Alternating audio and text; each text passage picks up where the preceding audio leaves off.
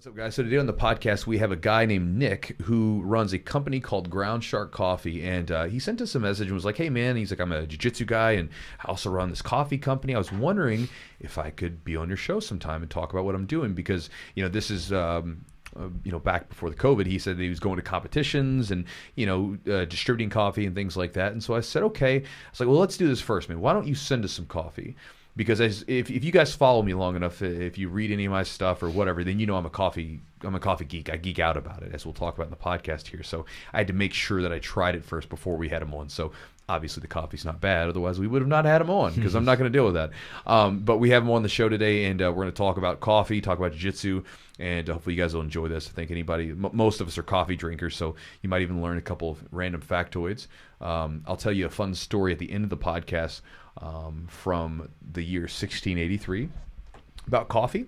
And but with that said, we'll jump into the podcast. Guys, as always, thanks to our sponsors, Charlotte's Web. Charlotte's Web is the CBD that Eugene and I have been using for, how many years is it now? Probably 2 years, close to 2 years. 2 years. And, obviously you guys know that I'm a big fan of the sleep gummies. I've had several people recently get them and like them, because like even one of my students, he recently got the sleep gummies, and the combination of CBD and the benefits from that, along with the benefits of melatonin, it's pretty awesome. I love it. I'm a big fan of that stuff. And I'm also a big fan of, they recently have the CBD Medic. Yeah. And I've been using that balm. So they've got a couple different balms that they have. And I've been using those because, again, I've been training hard for the Nogi Pans, and stuff just gets banged up. It's just the way it is. And they've got the CBD Medic, which I think it's like FDA approved. Yeah, it's like they said it's like for arthritis pain and just joint pain. It's like approved, so they can make those claims on their that it does help with those that painful conditions and stuff. Well, and I would definitely concur that it does, because I've used it on like for instance, if my knee gets a little banged up, which happens sometimes, or different stuff, or even my elbows. I'm sure everybody has had like a little bit of elbow pain from squeezing and gripping too much. I rub a little bit of that on there when I go to sleep, and it's awesome. And if you've got any if you get any sinus stuff going on, that stuff is strong, man. Yeah. Like afterwards, I'll just like sniff my fingers and it'll just open it wide open before I go to sleep. But yeah, good stuff, good products. If you want to check their stuff out, again, I'm one of those guys. I like testing stuff out, and so sometimes stuff works, sometimes stuff doesn't work. And I encourage people to kind of be the same. If you hear something that might work for you, try it out and see. I remember that when I first heard about CBD, I was like, sounds like snake oil. And then I tried it, and it's like, oh, there's something to this. So try their stuff out and see if it works for you. If you want to if you want to save some money while you're doing so, go to charlottesweb.com. Use a promo code JiuJitsu, save 15% on the order. Yes. And support the podcast at the same time. And you can see if CBD works for your body. Also, big thanks to Epic Roll. EpicRollBJJ.com. Epic Roll is... I actually got those hats here. I wish I was a hat guy. For you guys that are actually watching the thing... Is that a good look for me, Eugene? Yeah, looks really good. For you guys that are watching, kind of like a truck driver. Hey there, man. I don't know what truck drivers do. So that's about right. They just drive a truck, Chewy. Anyway, but Epic Roll, Matt over there, he runs a lot of cool stuff. I'm a big fan of his shirts and his rash guards. If you've watched some of my rolling videos, you've seen me wear them. I like some of his shorts are good quality. I'm a big fan of his stuff because it's good quality stuff. The rash guards and the shorts and everything that he sells in no-gi and the gi stuff, it all is like durable. It holds up. So I'm comfortable offering it to you guys in that sense. And then the t-shirts are soft, they're comfortable, and I like the designs. Again, it's my sushi one right here. I'm picky. Like it's one of my favorites. For instance, like when I buy clothes, I don't like having excessive amounts of crap on the front. Like, I remember back in the day, like I would find like I'd go shopping for regular clothes, and I would find a shirt that fit great, but then the whole front of it would just be, it's just too much stuff. Not a fan of the rhinestones, Chewy. Well, I'm definitely not a fan of the rhinestones. Remember, I was at one time. Remember the affliction stuff? I had some. Oh, God, I was one of those dudes. It was so terrible. I bet you still got your affliction shirt. The only saving grace was I actually trained at the time, so it wasn't just like, hey, I'm just wearing affliction stuff. Not that it was a good look, but Anyway, Chewy. Do you still have your affliction shirts? I don't think so. I think my wife threw them away. Good. Because I probably would have kept them. Good for her. I have a hard time throwing stuff away. Good for her. But if you guys want to get some like not gaudy clothing, check out Epic Roll BJJ, especially for jiu-jitsu people. EpicRollBJJ.com. Promo code is JiuJitsu. Save 15% on the order, and you get yourself some nice swag.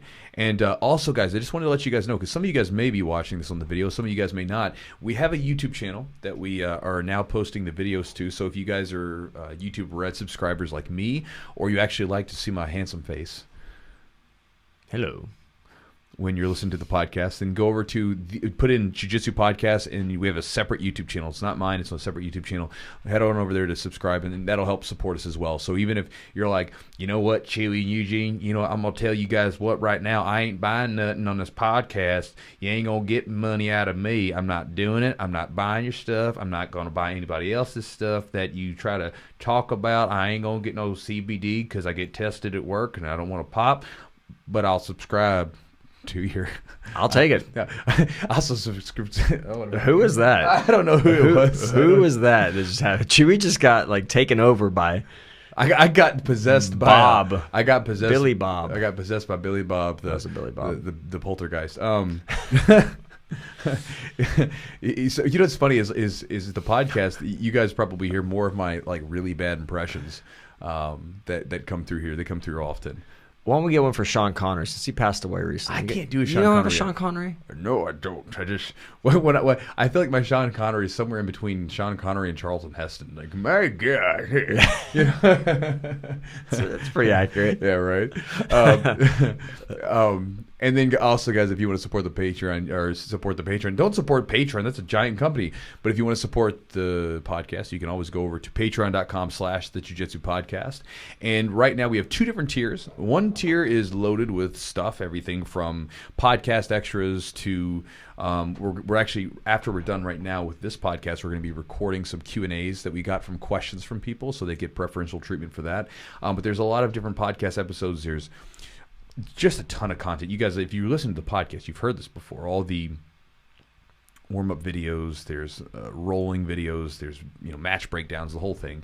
And then there's that, and then the second tier up is that plus on Sundays, on most Sundays, sometimes I'm gone, but at least bi-weekly, if not every week, depending on if I'm in town or not, I do a hangout on Sunday morning or evening on Zoom. And so we include you guys on those where you can come hang out and chat with us, and you can hang out or chat with me. And again, it's a chance for me to kind of chat with some of the people that watch me, follow me, whatever. So if you'd like to chat with me directly live, you can head on over there and do that. And then, so yeah, with all that said, guys, let's jump into the podcast.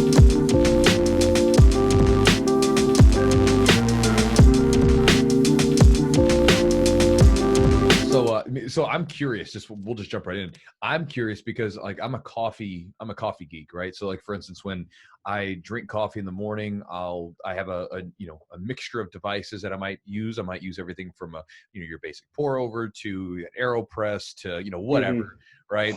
And I'm really like particular about beans. Like so, I normally like when I would.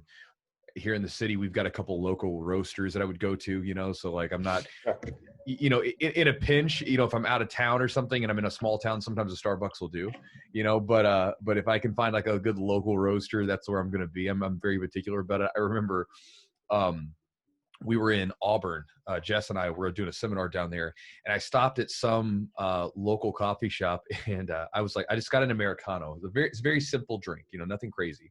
It's basically coffee. And it was the worst drink. It's the worst Americano I've ever had. So I dumped it. I was like, no, I'm not drinking this. And I drove, the nearest Starbucks was like 150 miles. I was like, we're just driving there, and that's what we're going to do. But man, what got you into coffee? Like, it's just not something like, I like it and I enjoy drinking it and I'm very into it, but I never thought about roasting my own coffee or going that deep with it. What sort of drew you to that? The story's kind of funny. I've always kind of wanted to own like a cafe or something to the extent that like a place people can congregate at, right? Mm-hmm. Place people can come, hang out with their friends, have a cup of coffee, get some work done, or like a bar in the evening. People come, have a beer, hang out, whatever. And one day I was sitting at lunch with one of my teammates who was a brown belt, and he's been in the culinary industry for like 20 years now, maybe more Okay. by this point, somewhere around there. And he was kind of just complaining. And he was like, man, I make such good food. And he does. And he's like, man, I make such good food and I just have no fucking idea how to sell it. Like no clue. And I was like, well, I'm good enough with people. Like I can figure that part out if you can figure something else out. And so we just started talking and like throwing ideas back and forth, and coffee came up and we both thought it was kind of cool. So we sat on it. And then a couple of days later, he had watched a bunch of YouTube videos on how to roast coffee. And he texted me and was like, bro, let's do this. It's like, all right. So kind of the story. How long ago was that? That was May of 2018. 2018. Okay. So we had the idea late May, or no, early May. I don't know, sometime in May, and then we hit our opening day for Ground Shark was August 18th. So we just got the ball rolling. What have been like, you know, just learning this coffee game? Like, what have you found out? Like these layers, you know, because there's a lot. Like Chewy just talked about. There's tons of different ways to make coffee. What have you learned about coffee that you're like, holy shit? I mean, that just surprised you? There's so much, man. It's like wine. And that kind of, like, I kind of knew that, but really looking into it and realizing just how huge it is and how many different varieties there are and how big of an industry it is. Like, it's a huge industry. And I was kind of that, but when I started looking into the numbers, like, there's 2.25 billion cups of coffee drank every single day worldwide. And like, really sit and think like just everything that goes into each cup and how many jobs that is and how many people are involved in growing in processing and transportation and roasting and selling in the cafe, like the cafe atmosphere and all of it. It's just, the industry is massive and it's not going anywhere. And that was really cool. How did you make the connection, like, you know, coffee and jiu-jitsu? I mean, I think a lot of us, like, obviously some people use it as a little pick-me-up, or even, you know, I've seen that coffee can help with recovery and things like that. And coffee's not inherently bad for you. You know, if you drink a black coffee, it's actually got some good things in it for you. How did you make the connection between, man, coffee and jiu-jitsu, and let's make this thing, like, mold it together? Well, when I walk into a cafe, I don't necessarily get along with the people in a cafe, like in the craft coffee scene.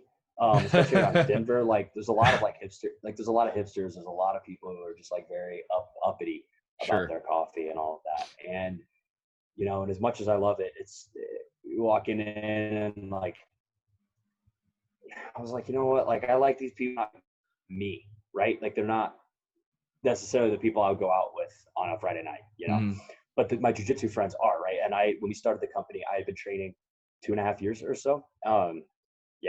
And my business partner, he's been training for over a decade.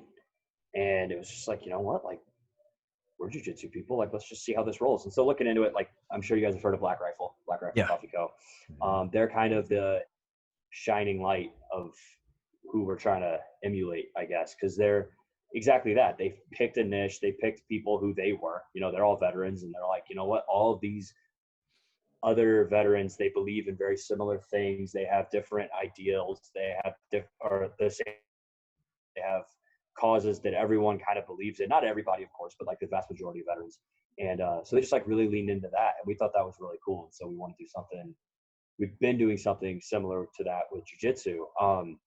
And beyond that, we've wanted to expand the market past jiu-jitsu. And that's something we've been working on this year, is really trying to fit more of a Red Bull type niche, where it's just combat sports, it's extreme sports, it's just anything that's just high energy and just like getting after life. And our roots are obviously jiu-jitsu. Yeah.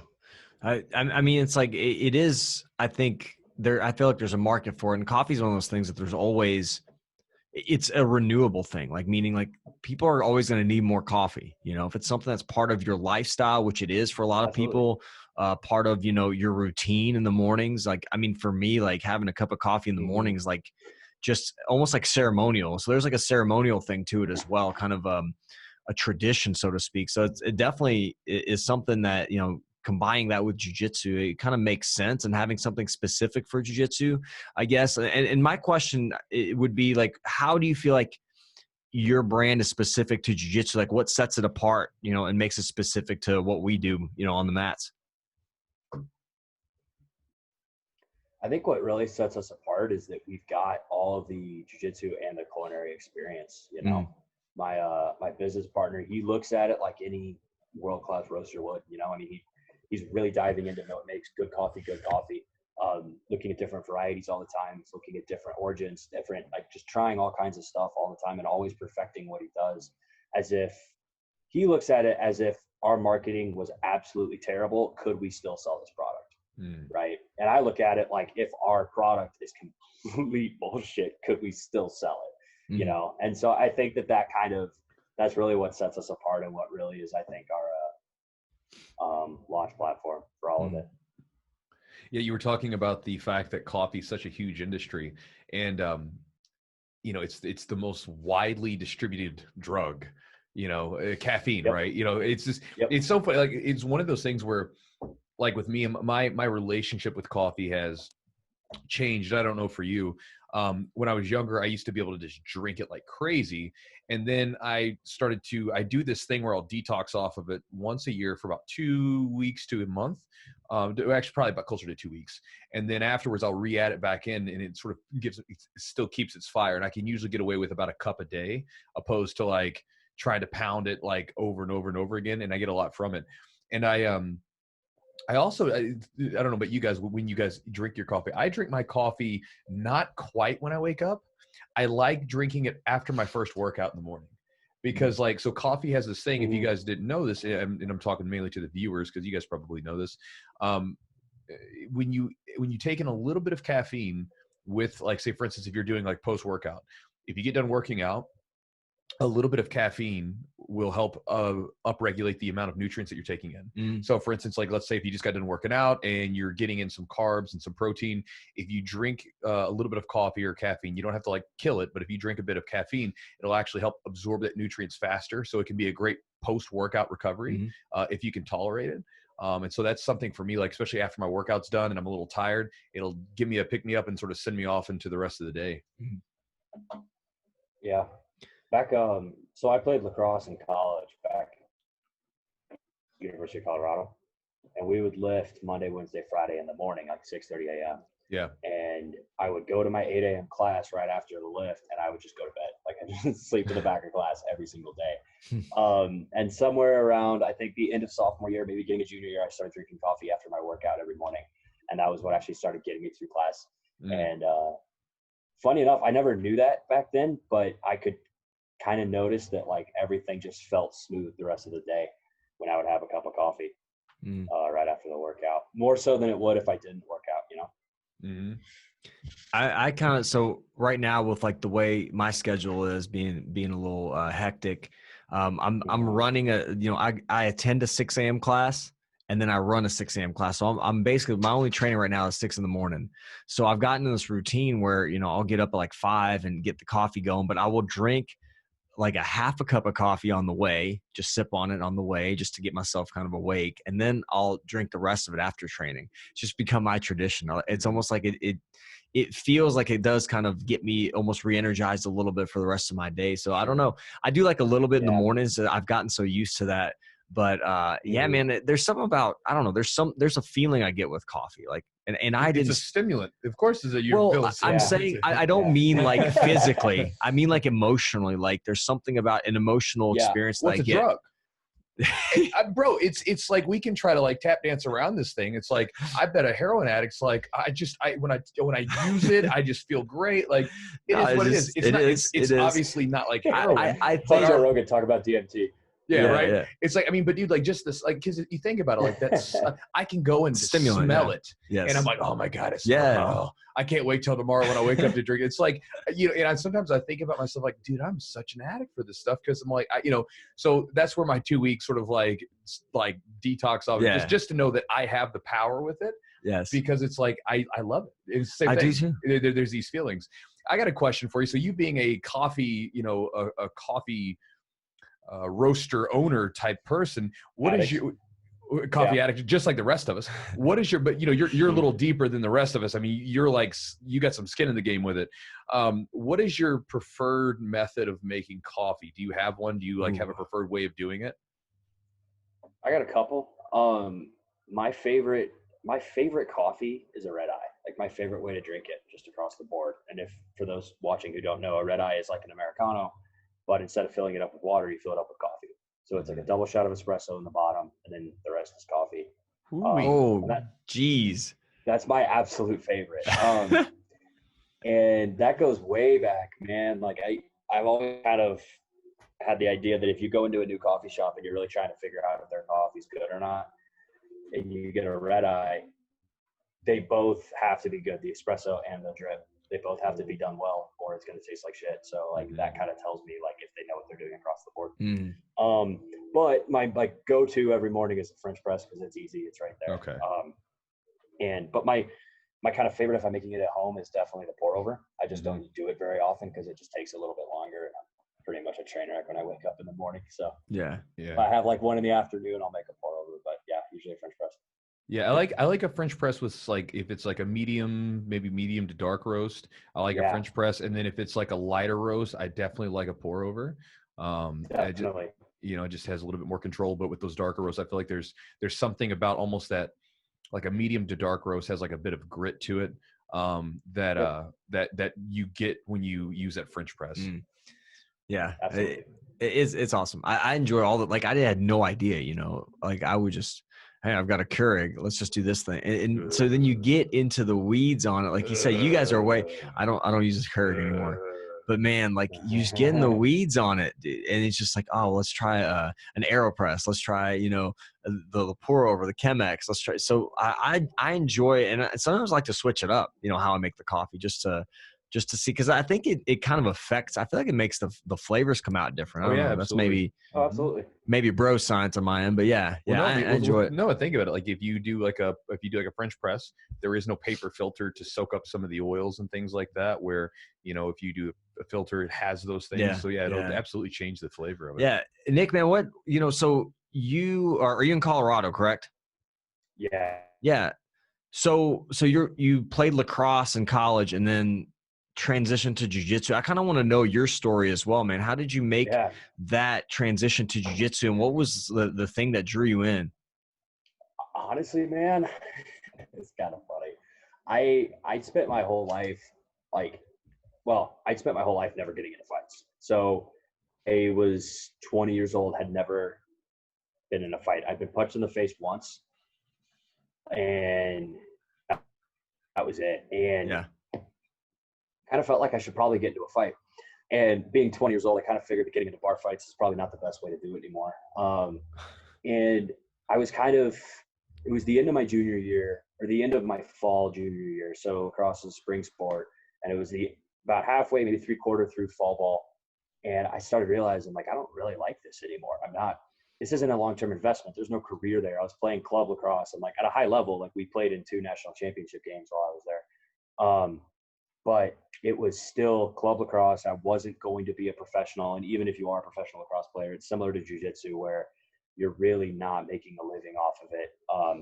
Professional jiu-jitsu athletes, I think, actually do better than professional lacrosse athletes. And so kind of sitting there and realizing that, like, this isn't really a career. This isn't going to give me out of life what I want. Even though I love the sport, it's not a long-term investment. And so I had always been kind of fascinated by the idea of martial arts. I looked into like a kung fu gym or something and like all this other stuff, and kind of just got to the point where I was like, all right, I need to get into a fight. Anything else is kind of pussyfooting around it. So I left the lacrosse team at the end of that fall season. And about 3 days later, I walked into the gym down the street, and I just signed up. And it was either Muay Thai or Jiu-Jitsu to start. And you got a free uniform for one or the other, but the jiu-jitsu gis are more expensive than the Muay Thai t-shirt and shorts. So I was like, fuck it, I'm broke. Let's do jiu-jitsu. So that's kind of how it started. And absolutely fell in love with it. Now, did you start? I'm sorry. Go ahead.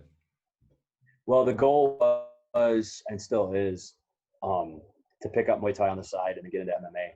And about, it's November. So the beginning of 2019, so like almost 2 years ago, I had picked up Muay Thai and was actually getting ready for my first Muay Thai fight, which was supposed to be March 2019. And in late January, I got kicked in the head with like a wheel kick and got knocked out. And that concussion had me pretty messed up for a couple months. So I kind of put Muay Thai on hold because that concussion kind of put the business on hold. And I was like, we can't do that again. So now it's just jiu-jitsu with occasional sparring every now and then. How bad was the concussion? You know, it was just kind of a flash, you could say. I woke up on the mat and kind of knew what had happened. But the wheel kick caught me right in the temple. And I found out later that the kind of damage that I was feeling later, it had kind of destroyed my sense of self in a way. Not entirely destroyed it, but really damaged it for a while. And so for like 3 or 4 months, like I knew who I was, right? But I didn't know who I was on like a metaphysical level, if that makes sense. Like I felt like all of my habits, all of my self-identity had kind of gone out the window, or at least gotten a lot weaker. So it felt, I didn't really have any boundaries anymore. I didn't really have any sense of like where I was going, not really a bunch of direction. And I had no discipline at all. I had no self regulation. So like I was cutting weight for this fight. I woke up January 1st at 185, 186-ish, and I needed to get to 165 to weigh in for the fight. And so the morning I got concussed, I think I was like 177 or so, maybe 178. A week later, I was 185. A week after that, I was 195.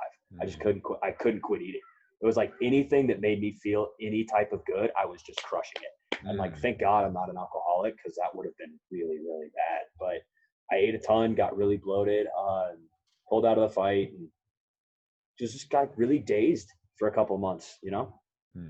So probably did some sort of damage to something that maybe dealt with whatever part of the brain deals with discipline and regulation of certain things. Yeah. It probably just got sort of rocked around a bit. Yeah, man, that frontal cortex, like all of the higher reasoning and all of that was just gone, which sucked. But also in a weird way, like it was much easier to get lost in the task. So like if I was actually focused on something, it was really easy to like lose myself in my work or once I started training again, jiu-jitsu. I just felt like I could find that flow state a lot easier because I didn't really know who I was. So it was easy to be like, I am this, you know? I gotcha. And so I don't know if that really makes sense. It makes sense to some degree. Do you compete in jiu-jitsu at all? Have you done that yet? Yeah, all the time, actually. Okay. Well, I was curious because if you were like a lacrosse player and you're looking for something competitive, I figured you competed. What was like competing in jiu-jitsu like versus a team sport for you? It was cool. It was a really fun transition to make. I had my first tournament, I think after training for like 6 months or so, and got absolutely smashed and loved it. Because I had gone from being at like one of the, not necessarily the highest level, but like the highest level that I could play at, to like a white belt. And it was just kind of cool. And then realizing that like I was always a goalie, lacrosse, and before that soccer. So I always kind of had the pressure of the individual position, but there was still like 9 other guys on the field that I could blame if I needed to, you know? But I mean, as you guys know, in mats in a competition, like there's no one else to blame at all.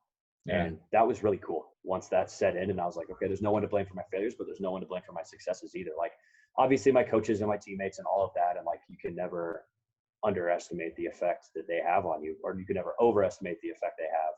But at the end of the day, it's only you out there. And that's really cool. Yeah. Are you still looking to accomplish something in MMA, or are you still looking to compete, or, what you dealt with kind of has changed your direction to be more into, jiu-jitsu?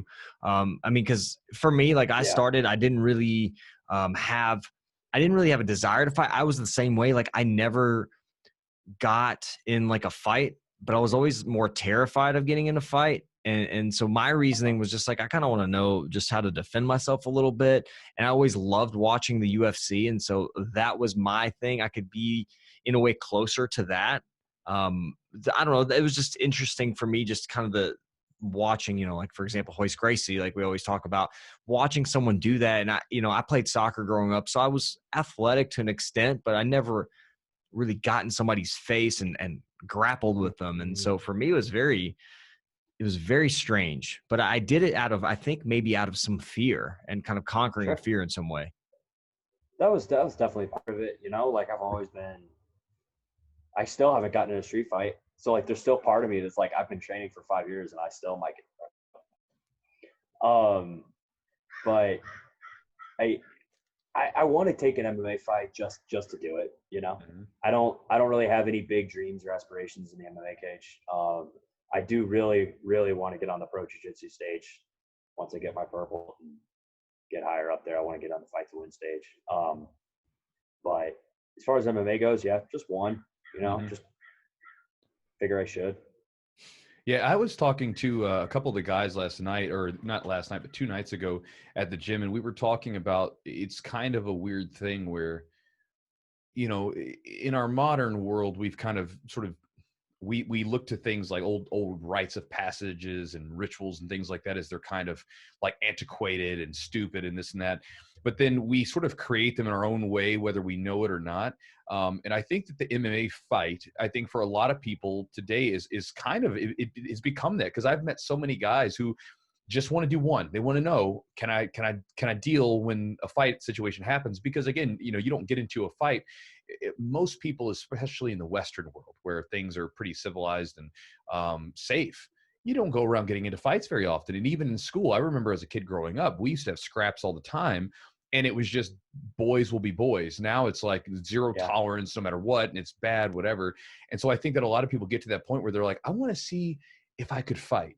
And I think that MMA fight is a rite of passage of sort that people seek out, because when you go through it, I've fought 13 fights, and there's nothing quite like it, right? Like there's nothing that I've experienced that's been that like fear evoking, where you're going into a situation where your physical body damage can be done to it. You could have bones broken, eye sockets broken, like knees to the face, nose put over here. I mean, all that kind of stuff. And it's something to go through. It really is. Because then when you go through it and you get your hand raised, I mean, it's such a wide mixture of relief and excitement and everything else. I totally believe it, man. And that's it, dude, for sure. Like a rite of passage. And there's a lot of things I've done in my life that have kind of felt in the moment like a rite of passage. Like when I moved out here, because I'm from St. Louis, just completely moved out, like 3 states away, 2.5 states away, whatever it is.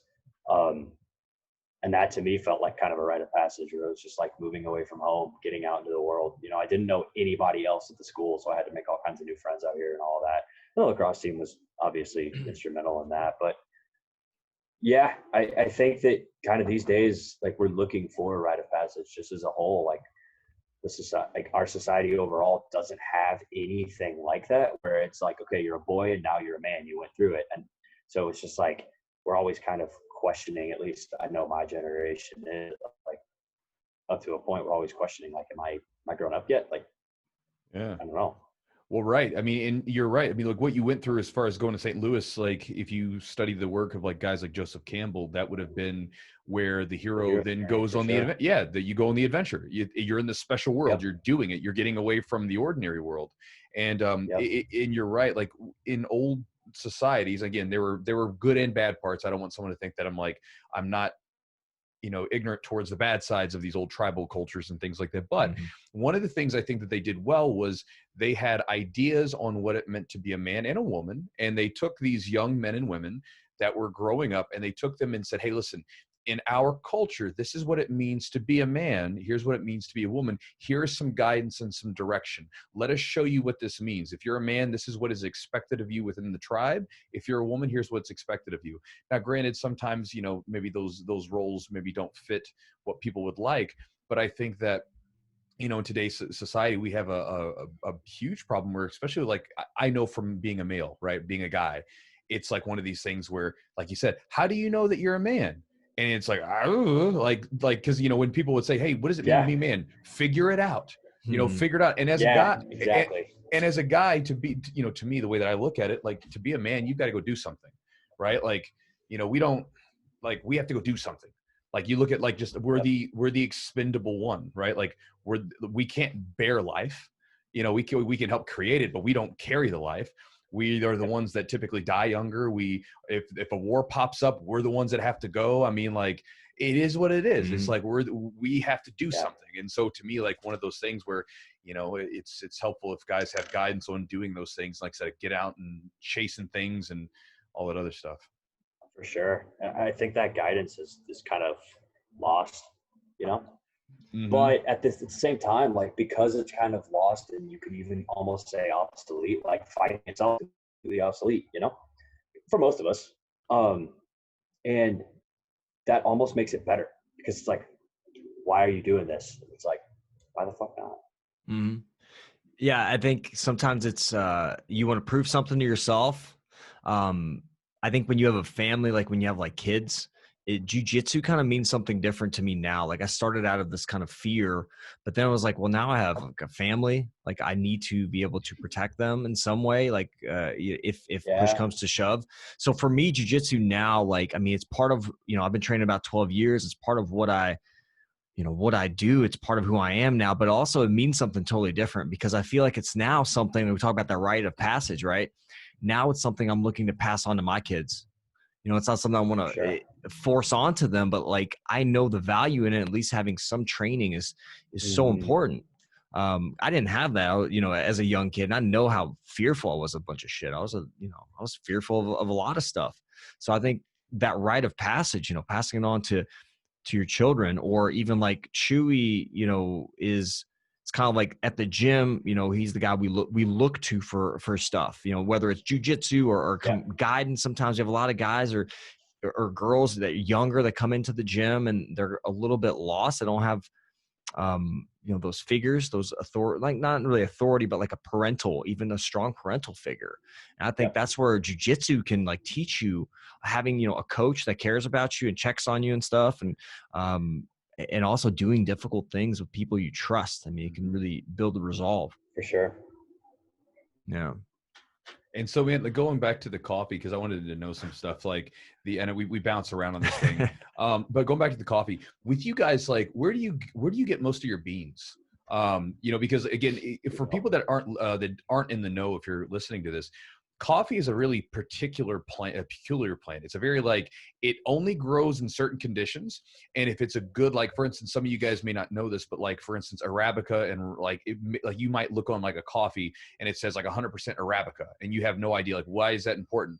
Well, if you look at like coffees, like mass produced coffees that kind of taste like crap, well, they use like a robusto bean, which is basically just this plant that grows out in pure sunlight, whereas a good coffee plant has to have this weird, like it has to be shaded, but it has to grow along basically the equator like temperatures. And so it's very peculiar in that sense. It's not like you can just throw your coffee plant out, or we're just going to start growing this damn thing out on a windowsill or something, and boom, we're going to have great coffee. Where do you source your guys' coffee from? So a lot of our stuff's from Brazil. Kind of our main line is we've got an Ecuador and an El Sal right now.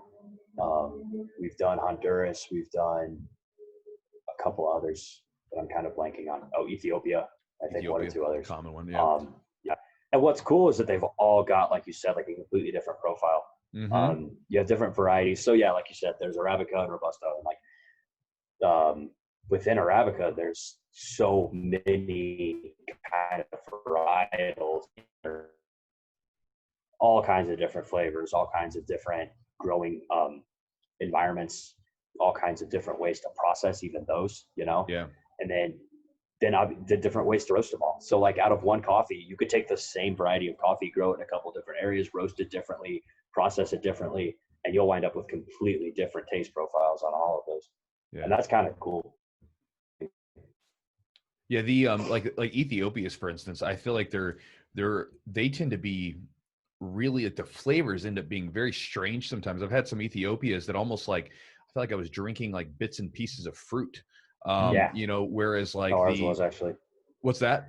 That's kind of how ours was actually. Yeah, like every time I have an Ethiopia, it almost always it has this slight fruitiness to it. Whereas like if I drink something like a Costa Rican, Colombian, or even a lot of Brazils, a lot of times it has more of what I would consider that traditional coffee flavor where you drink it and it's got that like a little bit of bite to it, which I like Yep. more than I like the fruit. Well, I was just like, we'll go to like my wife's family's house and they'll drink like Folgers, and like they don't understand. We're like, wait, like you don't get it. Like How would you explain it to somebody that drinks kind of quote unquote shitty coffee versus a higher grade, higher quality coffee? Like, what's something you can say to people like, hey man, our stuff's a little more, maybe it's a little more expensive, but this is what sets it apart. Man, that is always the battle. Like, how do you educate someone that like this is worth the price?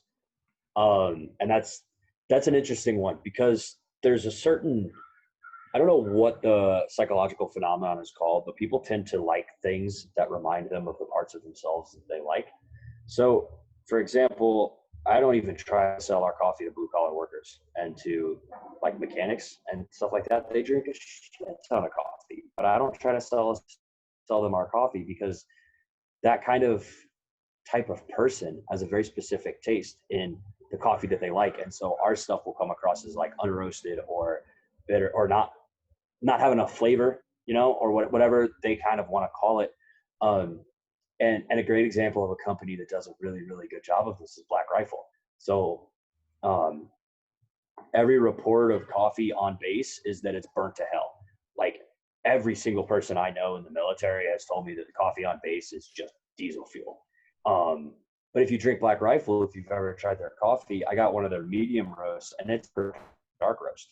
So like, and our light, medium, and dark roast, we label by actual like SCA standards, so Specialty Coffee Association. They have like standards of what the bean looks like as far as color wise, that tell you like, okay, if it's this color, it's medium roast. If it's this color, it's dark, or it's medium dark, or whatever it is.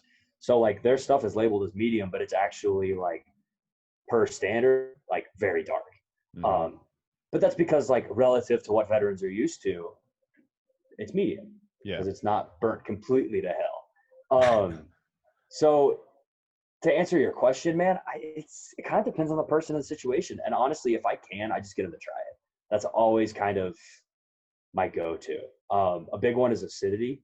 So like Robusto coffee that's burnt it's really high in acidic and acid. And so it kind of lends itself to putting a whole bunch of stuff in it, cream, sugar, and whatnot. And that's kind of what Starbucks does with theirs. Like they burn it all, so A, it tastes the same, but B, it's got such a strong bitterness to it that people associate with coffee that you can load it down with sugar and cream and whatever else that they put in it, and it'll still taste like coffee. Yeah. But you drink Starbucks coffee black, and you just get all that nasty stomach ache and whatever else, because it's just so acidic. Mm-hmm. Yeah, it's interesting. Like, I talking about this, like when you were talking about getting people to try it. One of my friends, an old roommate, this is some years ago, we were living together, and he had a Keurig. And, again, he would see me in the mornings, like doing my pour over and all that stuff. Or he was like, what are you doing? Thought it was weird. He's like, I can just press this button and it's like instantly done. And I was like, yeah, I understand, bro, but this tastes so much better. And he whatever. Yeah. Well, one day I was like, look, just try this out. I was like, and I gave him 2 cups, one black. I gave him 2 cups of black coffee, one from the Keurig, and one from the. I did an AeroPress for him, and he drank that AeroPress, and he was like, "Bro, this is so good," And I, because it was good beans. I mean, as soon as I poured the hot water, I mean, they were frothing and everything else. And I was like, "Just try this out." And he drank it, and then it was like, "Oh, that's what you're talking about." You know what I mean? You don't even need cream for this stuff. It just tastes good by itself. Right. Exactly. And that's honestly it. Like, if I can get people to try it, they get it. Otherwise, I'm just like, dude, it's just better. Like, it's better. It's better. I don't know.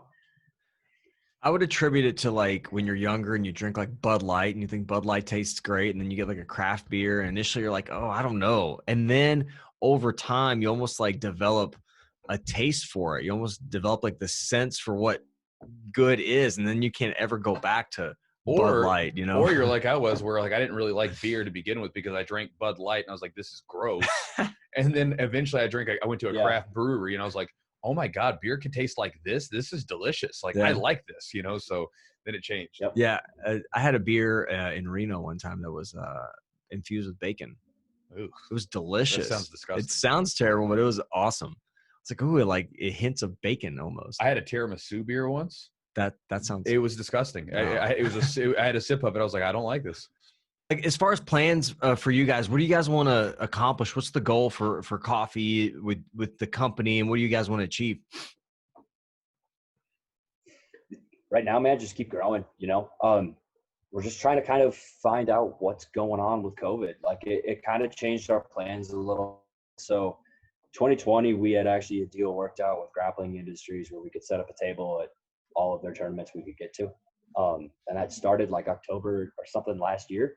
And so I was setting up at every local tournament, and they put on about a tournament a month out here in Denver, Colorado Springs. And that was killer for us. And I was traveling. I went to Detroit, Chicago up back in February. They run that tournament out at the Arnold's, and I had a booth set up actually at the Arnold's where I was planning on it. And then COVID hit, and so that all tanked. And so we were really like loving that kind of in-person part of it. And my favorite part of my job is like that in-person sales aspect. And so when Corona hit, we kind of pivoted and went fully e-commerce. And so we've really been focused on the e-com side of everything this year, and trying to grow that and get that as big as we can. Once things pass, hopefully we'll get back into setting up tournaments and stuff like that. And then hopefully from there, get into more events outside of the jiu-jitsu realm and like start getting into just kind of extreme sporting events just across the board. That's kind of my favorite thing, my favorite part about it. So I'm hoping that works out, and I'm hoping Corona passes like before springtime, but who knows, man. We'll see. I tried so before the podcast, you sent us some samples, and we tried we tried the different roasts and the different beans that you were having. What different varieties of coffee do you offer currently? Because it was like the white belt and blue belt, and they corresponded with a certain level of roast. So I wasn't sure what you guys offered. So that's like our main line at the moment. We're thinking about changing that up a little bit, but right now it's 4 different Brazilians. White belts are light roast, blue belts are medium, purple belts are dark, and then brown belts are espresso. And then we've also got Horizon, which is a medium roast El Sal, and we've got what we just call 2. It's our 2nd anniversary roast, which we dropped in August, and that's a light roast Ecuador. And honestly, the Horizon is my favorite right now. It's just it's honey processed, which is like, try to explain this in kind of layman's terms. Basically, coffee bean is like the pit of a coffee cherry. And so they take off the fruit, but they leave the little bit of like a mucilage around it, let it out in the sun, and it dries, and it looks like honey as it dries. And so you get a lot of, generally there's 2 big ways to process coffee. There's the washed process and the natural process. Washed process beans handle a darker roast better generally. Natural process handle a lighter roast, and that's where you get that idea, like that feeling that you're drinking bits of fruit. And the honey process skirts right in the middle. And so if you get a good honey process that you roast or it's like a medium roast level, you get a really, really cool single origin that tastes kind of like a blend. So you get a lot of that darker roast notes, those deep caramels, those deep kind of malty flavors, and you get the lighter fruit. And so that roast kind of brings it all together. Yeah, that's awesome. That's what I was going to ask you too. Like, what do you recommend if somebody's going to try your brand, try your coffee? That's what they're going to get, right? That's the kind of go-to. And then you get, different varieties of stuff. So it's kind of cool how you guys package them up too. We got to try a little bit of everything, and they were all really good. And I made sure to drink them all like black, you drink them all black without any, if you don't have to throw shit in your coffee, if you don't have to like throw creamer or stuff in your coffee, then it's good. And you can drink it like that, and you kind of really get the flavor of it. Yeah, because I was talking to Eugene before the podcast, and I was like, this is like a couple months ago. I was like, well, we can't have him on to talk about coffee if his coffee sucks. Yeah, because I'm I'm a coffee guy. So I'm like, if the coffee sucks, I can't do it. It's integrity, because then like someone's gonna buy the coffee and they're gonna be like, Chewy, this guy was on your show. He sold me this coffee, and this coffee sucks. Like, but I drink Folgers all the time, dude, so absolutely. Like, but it's good coffee. Yeah, it is. It is. Yeah. Dude, I've had people reach out and want to be like affiliates for us, and I'm like, cool. Have you tried our coffee? And they're like, no. And I'm like, what the? I'm like, come on, man, try it first. Yeah, that's important. You gotta you gotta get behind what you're selling. You gotta get behind what you support. Like you gotta know what you're doing. Well, otherwise, you should. Well, otherwise you don't have any. You don't have any clout. You don't have any Nobody believes a word you say. And that's like, it might work out for you for a while, but eventually, if you're selling shitty products, people are gonna know. Yeah, Mm-hmm. people catch on. So, where can people get your stuff? Tell us exactly where they can find your coffee, how they order it, and all that. Yeah, our website, groundsharkcoffee.com. It's pretty straightforward ordering from there. You can find us on Instagram at GroundSharkCoffeeCo, or on Twitter at GroundSharkCC, and then on Facebook as well. Just search Groundshark Coffee and pop up. Yeah, and we're gonna do a little code for the viewers and the listeners of the podcast, and that code's gonna be JiuJitsu. And what are we doing with that? You guys are gonna offer them a little discount just to get them in the door, have them kind of try out your stuff. Yeah, I want to say 15%. I got to double check it. I was meaning to do that, but I meant to do that before I hopped on, but I kid you not. Like an hour before I hopped on, I was rotating the tires on my truck and it fucking fell off the jack stands. Oh. So I've been like, dude, one of them days with that all afternoon. So are you all right? Yeah, for sure. But yeah, everything's fine. But it scared the hell out of me. I had to drive it around for a while and make sure that there was no damage. Yeah. But I've never had that happen before. But anyway, yeah, should be 15%. I got to double check, so we'll put. And the code is JiuJitsu. They can just go to groundsharkcoffee.com, put that in, and try out some good stuff. You said what's the blend that you recommend? Horizon. The Horizon. Cool. Awesome, brother. Well, appreciate your time. Chewy, you got anything, man? No, man, it was fun talking coffee with you. I like I said, I'm a coffee nerd. It was fun kind of talking shop with you, and I hope everything, like you said, hopefully moving into next year, things will continue to get a little bit more normal and you'll be able to get back out there and start slanging some cups of coffee to people at tournaments. Yeah. After they get done, hopefully even get up. Yeah. After getting their competition over with and they go get their acai bowl, they can wash it down with some coffee. Oh, dude. For sure. It'd be nice. Like after a lot of tough training, like just have a cup of coffee. So good. Oh yeah. It hits the spot, man. It's a drug. I know, Chewy, it's a drug. I know.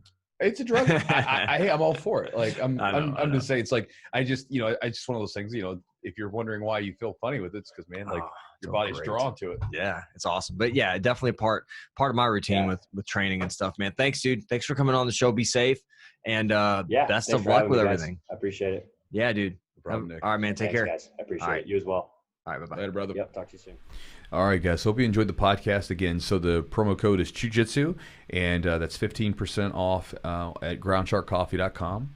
And again, I'm going to tell you guys a quick story about the Siege of Vienna in 1683. But first, charlesweb.com. Promo code is JiuJitsu. Save 15% on the order, and you support the podcast, and you get something that's going to help you with your recovery with jiu-jitsu training and lifting and everything else you do. So check it out. Again, I'm a big fan of the sleep gummies, and the tinctures are great.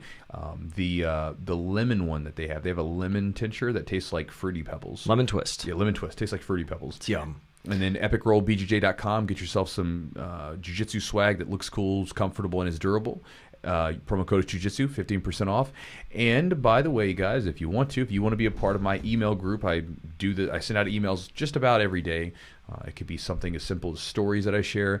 Many of the podcasts they're precursors to that. You can go to jiujitsu.net, and I give away a couple free ebooks there if you look on the website, so you'll get some free resources for your training, as well as you get an email from Chewy, and you can unsubscribe at any time you want to. No sweat off my back.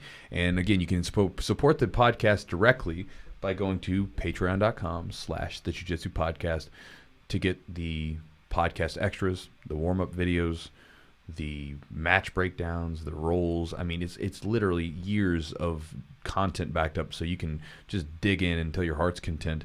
And if you want to get that, plus a chance to talk to me directly on Zoom on Sundays, then up the tier up to the second tier, and you can do that as well. Now, with all that said, in 1683, so for you guys that didn't know this, there was once the Ottoman Empire, which was like one of the preeminent powers in Europe, right? So there's an interesting story about coffee that gets into this, I'll promise. So the Ottoman Empire had tried to take Vienna before. This wasn't the first time, right? And they repelled it. And at one point, the Ottoman boundaries, I want to say, were like, and I'm probably off it here a little bit, but it was like 40 miles away from like Vienna. So like the Ottoman Empire stretched all the way from in Africa, all the way through the Middle East, and all the way up into Europe, like all the Slavic states and stuff. like a really crazy story. I don't know why people don't talk like this is crazy. The Janissaries, which were the Ottoman Empire's like their crack fighting force, they would go into like some of the like Slavic states, right? And they would basically take these Christian boys, and then they would convert them to Islam, and then they would fight for them, and they would basically turn these guys into soldiers. The thing is like they became these amazing soldiers, and I mean they would just that's what they did all the time. And in some cases, these kids had better opportunities like in their life by being in that situation, because the Janissaries could rise up to I think they could become like a grand vizier, and they were valued and stuff like that. So they probably lived a better life as that anyway, depending on how you look at it. But anyway. They attacked Vienna, and they were under siege, and they almost broke it down, right? And for different things happened. There was I think it was a Polish army came and helped and everything else, and they repelled them, and then the Ottomans were retreated. And when the Ottomans retreated, they left behind pretty much all their stuff from their camps, right? Well, at this time period, coffee was not widely drunk in Europe. Most Europeans didn't know what it was. Right? They drank alcohol and stuff. And one of the advisors that was there with the Austrian side of it, he said that he's walking around and they're just burning all of this Ottoman stuff, and he starts getting this smell. He's like sniffing. He's like, oh my God. He's like, it's coffee. Like I haven't had coffee in years because they don't have it here. So he goes over, and they're taking these green beans, because the coffee beans before the roast are green. And they're just taking these green beans and just throwing them into this fire pit. He's like, no, hold on, stop. And so he takes those beans, and then as legend goes, because it's a bit myth, bit legend, but as it goes, he took those and started up like the first coffee shop or something. But yeah, so there was kind of like a legend of coffee within that battle, where basically he exposed a lot of people to coffee because they didn't know what it was. And another fun fact. Another random factoid from that same siege. Let me ask you a question, Eugene. You already kind of know the answer, but do you know where the croissant comes from? I want to say France. You want to say we all do. I want to say France, but I did read the book Sapiens, and a lot of foods that are like native, quote unquote, to certain regions are actually not from that region. So probably I'm wrong. The croissant. So the croissant, and it has a crescent shape. Okay. And that crescent shape was basically a bakery item that they created after the siege of Vienna when they repelled the Ottoman Turks, because the Ottoman Turks, their crescent moon is kind of their symbol, right? Okay. Well, so they were like, okay, like we're going to create this pastry dish to celebrate our ability to defeat the Ottomans. Okay. So it came from it came after the siege of Vienna. Huh. Yeah.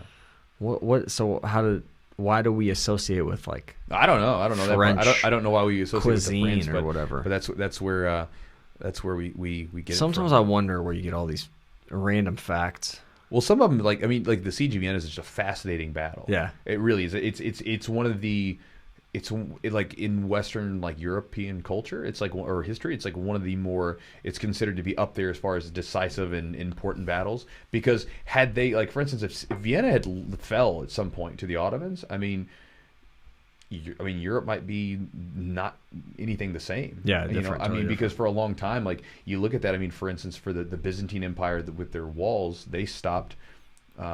They were there for a long time, and they basically preserved Western culture for a long time while they were kind of, because after the fall of Rome, they're basically Western Europe's in shambles, right? And so they're kind of getting themselves together, and you think about like how they eventually, I think it was in the 1400s, like 1453, I think, where the Turks took over Byzantium, turned it into or took Constantinople, and turned it to Istanbul. It's insane that you know all this random stuff. Just random stuff. It's incredible. History lesson from Chewy. You're like the Dan Carlin of the Jiu-Jitsu podcast. I don't know if that makes any sense. No. This is not true. Guys, thank you all for tuning in. One more thing. We are doing a giveaway of Charlotte's Web. If you're a Patreon subscriber in November. I want to mention that. Cool. So if you are a subscriber to Patreon in November, we will do a giveaway for some gummies. Nice. So that's it. Guys, thank you all. Stay safe, and we'll talk to you next time.